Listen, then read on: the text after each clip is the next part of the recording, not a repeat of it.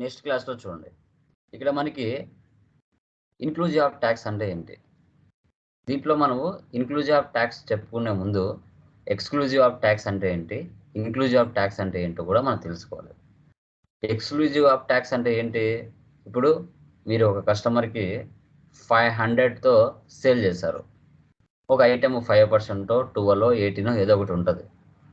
Total bill వచ్చేసి 500తోనే మీరు bill వేసింటారు, కానీ దానికి మళ్ళీ ట్యాక్స్ యాడ్ అవుతుంది. ట్యాక్స్ యాడ్ అంటే ఏంటి, ఆ ఐటెం 5 ఉంటే 5% ఎక్స్ట్రా యాడ్ అవుతుంది 500కి. లేదు 12 ఉంటే 12% యాడ్ అవుతుంది, 18 ఉంటే 18% యాడ్ అవుతుంది, 28 ఉంటే 28% యాడ్ అవుతుంది.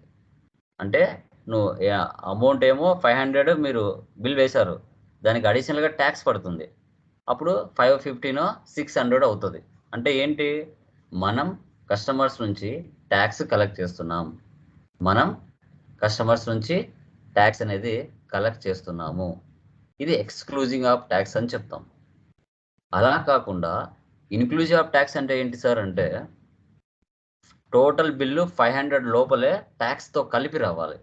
500 లోపలే ట్యాక్స్ కలిపి రావాలి. అంటే నీకు పడిన అసలు రేట్ ఎంత, 400 ఎంతో పడుతుంది, దానికి 5%, 12, 18% యాడ్ చేయంగా టోటల్ బిల్లు వచ్చేసి 500కే వస్తుంది. 550 కానీ 600 కానీ రాదు. ఇన్క్లూజివ్ ఆఫ్ ట్యాక్స్ అంటే నువ్వు final amount inclusive of tax కలుపుకొని ఫైనల్ అమౌంట్ ఎంతైతే ఇస్తావో అదే ఫైనల్ బిల్లో వచ్చేస్తుంది. ఎక్స్ట్రా అమౌంట్ అనేది రాదు, దాన్ని ఇన్క్లూజివ్ ఆఫ్ ట్యాక్స్ అంటాం. ఓకే, ఇది మనకి టాలీ ప్రైమ్లో డిఫాల్ట్గా ఆ ఫీచర్ని పెట్టేశాడు. అది టాలీ ఈఆర్పీలో అయితే ఆప్షన్ ఇచ్చేవాడు కాదు, దానికి అడిషనల్గా టీడీఎల్ చేసుకొని మళ్ళీ చేసుకునేవాళ్ళు. ఓకే, సో ఇప్పుడు ఇది ఎలా అనేది ఇప్పుడు నేను మీకు చూపిస్తాను. ఓకే, కడప హోమ్ అప్లయన్సెస్ నేను ఓపెన్ చేస్తున్నాను, ఓచర్లోకి వెళ్తున్నాను. ఓచర్లోకి వెళ్ళిన తర్వాత ఫస్ట్ ఇన్క్లూజివ్ ఆఫ్ ట్యాక్స్ అనేది ఏంటో చూద్దాం. ఇన్క్లూజివ్ ఆఫ్ ట్యాక్స్ అనేది చూద్దాం. సేల్స్లోకి వెళ్తున్నాను. ఓకే, ఇక్కడ నేను గణేష్ మర్చెంట్స్ తీసుకుంటాను. గణేష్ మర్చెంట్స్ సేల్స్ ఒక ఐటెం తీసుకున్నాను, బ్రూ కాఫీ. ఇక్కడ 1 అని ఇచ్చాను, ఇక్కడ వచ్చేసి 500 ఇచ్చాను. 500 ఇచ్చిన తర్వాత దీనికి ట్యాక్స్ ఇస్తున్నాను, సిజిఎస్టీ, హెచ్జిఎస్టీ. టోటల్ అమౌంట్ ఎంత అయింది, ఇక్కడ 525 రూపీస్ అయింది. అంటే ఈ 500కి 25 రూపీస్, ఈ 500కి 25 రూపీస్ ట్యాక్స్ యాడ్ అయింది.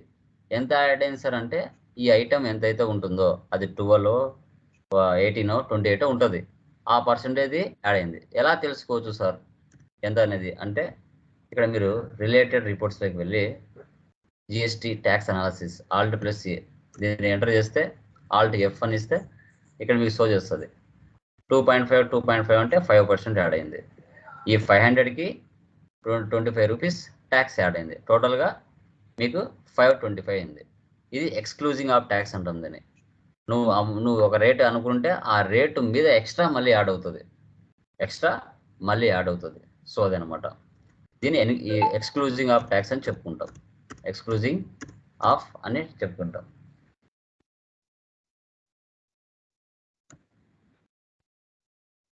ఓకే, ఇప్పుడు ఇన్క్లూజివ్ ఆఫ్ ట్యాక్స్ అంటే ఏంటి సార్ అంటే, రేటు పక్కన మళ్ళీ ఎక్స్ట్రా ఒకటి రేట్ యాడ్ అవుతుంది, రేటు పక్కన మళ్ళీ ఎక్స్ట్రా కూడా యాడ్ అవుతుంది. ఓకే, ఆ ఫీచర్ ఎక్కడ ఉంటుంది మనకి, F12 కాన్ఫిగర్లో ఇక్కడ ఈ ప్లేస్లో ఉంటుంది. Provide rate inclusive of tax for stock item, provide rate inclusive of tax for stock item. Yes, ఈ ఆప్షన్ వేసి పెడితే మనకి ఒక న్యూ ఫీచర్ యాడ్ అవుతుంది. గణేష్ మర్చెంట్ మళ్ళీ ఇస్తున్నాను, సేల్స్. ఇప్పుడు చూడండి, ఈ రేటు పక్కన మళ్ళీ ఒకటి ఇన్క్లూజివ్ ఆఫ్ ట్యాక్స్ ఒకటి యాడ్ అయింది, 1. ఇక్కడ ఇచ్చిన 500 ఏదైతే ఉంటుందో ఆ 500 ఇక్కడ ఇవ్వాలి. ఈ ప్లేస్లో ఇస్తే నీకు పడిన అసలు రేట్ ఇక్కడ షో చేస్తుంది, ట్యాక్స్ కలిపితే టోటల్ 500 అనేది ఇక్కడ వచ్చేస్తుంది. 525 అని రాదు, 500 లోపలే కలిసి వస్తుంది. ఇది ఇన్క్లూజివ్ ఆఫ్ ట్యాక్స్. కావాలంటే చూడండి, 500 నీకు పడిన రేట్ ఎంత, 476 రూపాయలు పడింది. ఇప్పుడు నువ్వు ట్యాక్స్ యాడ్ చేస్తే ఎంత వస్తుందో చూడండి, 499.99 వచ్చింది. దీనికి రౌండ్ ఆఫ్ చేయండి. రౌండ్ ఆఫ్ అంటే దాని అండర్లో ఇండైరెక్ట్ ఎక్స్పెన్స్ తీసుకోవాలి. లెడ్జర్ రౌండ్ ఆఫ్ వచ్చేసి ఈ 499.99 ఉంది. ఆ పాయింట్ తర్వాత 50 పైసా బిలో ఉంటే మైనస్ చేసుకోవాలి, 50 పైసా అబోవ్ ఉంటే ప్లస్ చేసుకోవాలి. 50 పైసా అబోవ్ ఉంటే ప్లస్ చేసుకోవాలి. ఇప్పుడు ఇక్కడ నేను మైనస్ చేసుకోవాలన్నా ప్లస్ చేసుకోవాలన్నా 500కి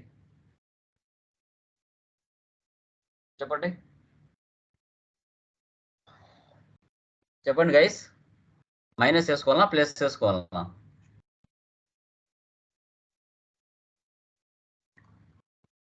హలో, ప్లస్ చేసుకోవాలి సార్. ప్లస్ చేసుకోవాలి. అంటే ఇప్పుడు మనం ఎలా తీసుకోవాలి? 0.01 అని తీసుకోవాలి. 0.01 అని తీసుకుంటే ఆటోమేటిక్గా 500 యాడ్ అవుతుంది. యాడ్ అయిందా?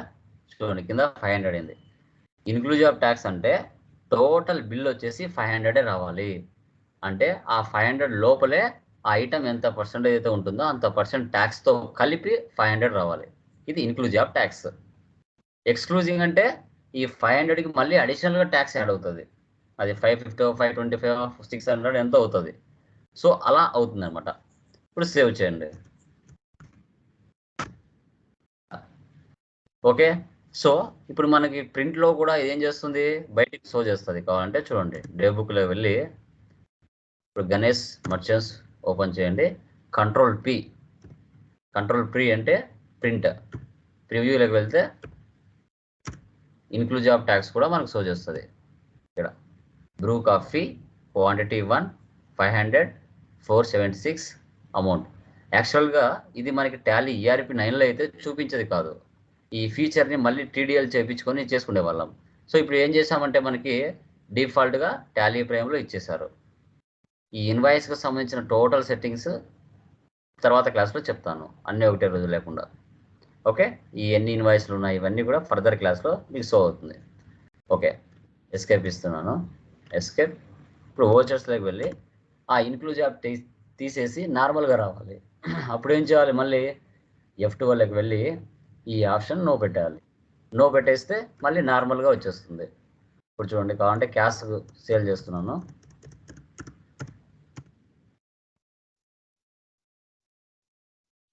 చూడండి, ఇన్క్లూజివ్ ఆఫ్ రేట్ అనేది వెళ్ళిపోయింది. నార్మల్ వచ్చేస్తుంది. 500 ఇస్తున్నాను. చూడండి మళ్ళీ 525 వచ్చేసింది. 500 కాదు 1000 ఇస్తున్నాను, 1050 వచ్చేస్తుంది. ఇలా అంటే ఈ విధంగా మనము inclusive of tax and exclusive of tax అనేది మనకు చేయడానికి ఛాన్సెస్ ఉంటుంది. క్లియర్? ఎనీ డౌట్స్ అండి? ఈ రెండిట్లో ఏమైనా డౌట్స్ ఉన్నాయా మీకు? Anybody please confirm. No sir. క్లియరా? Yes sir. సో మనకి సబ్జెక్ట్తో పాటు గైస్ ముందు చెప్తున్నాను, సబ్జెక్టుతో పాటు ఇలాంటి టెక్నికల్ పాయింట్స్ కూడా మీరు తెలుసుకోవడం చాలా మంచిది.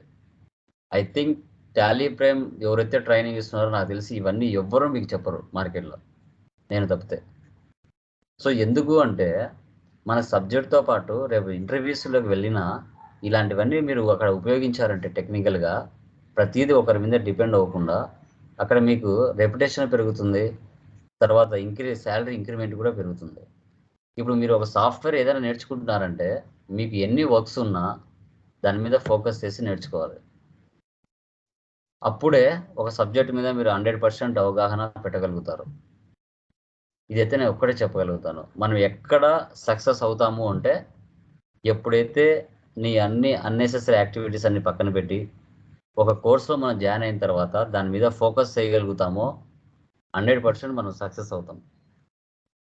ఓకే, లేదు అంటే కన్నా అది మన కోర్సు నేర్చుకుని కూడా వేస్ట్ అవుతుంది.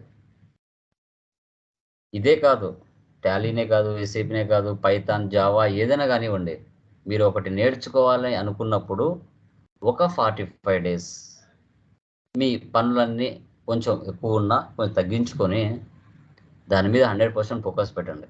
అప్పుడే సబ్జెక్ట్ పరిపూర్ణంగా మీ మైండ్కి ఎక్కుతుంది.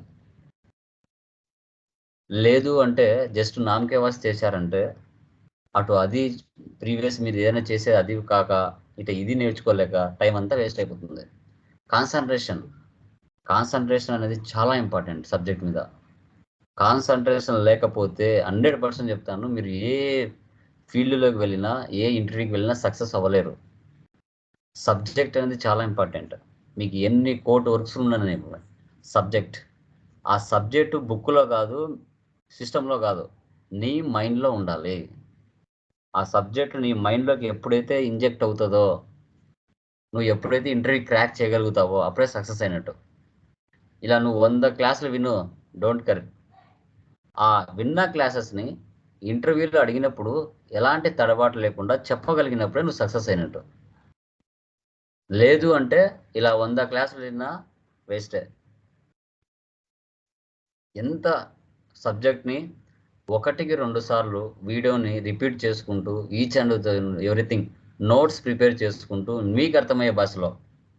ఇప్పుడు నేను క్లాస్ చెప్తున్నా, అది నాకు అర్థమయ్యే భాష. మీరు ఈ క్లాస్ వింటున్నారు, దాన్ని మీకు అర్థమయ్యే విధంగా రాసుకొని ప్రాక్టీస్ చేయడం, అది నీకు అర్థమైన భాష. ప్రతి ఒక్కరు కూడా రన్నింగ్ నోట్స్ ఒకటి పెట్టుకొని ఇంపార్టెంట్ పాయింట్స్ అనేది రాసుకోవాలి. 100% చెప్తున్నాను. ఎందుకంటే అది చాలా వరకు ఉపయోగపడుతుంది ఇంటర్వ్యూ పాయింట్ ఆఫ్ లో.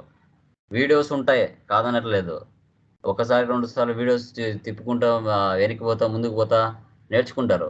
వీడియో చూస్తే అయిపోదు, ఆ మెయిన్ పాయింట్స్ అనేది కీవర్డ్స్గా రాసుకోవాలి నోట్స్లో.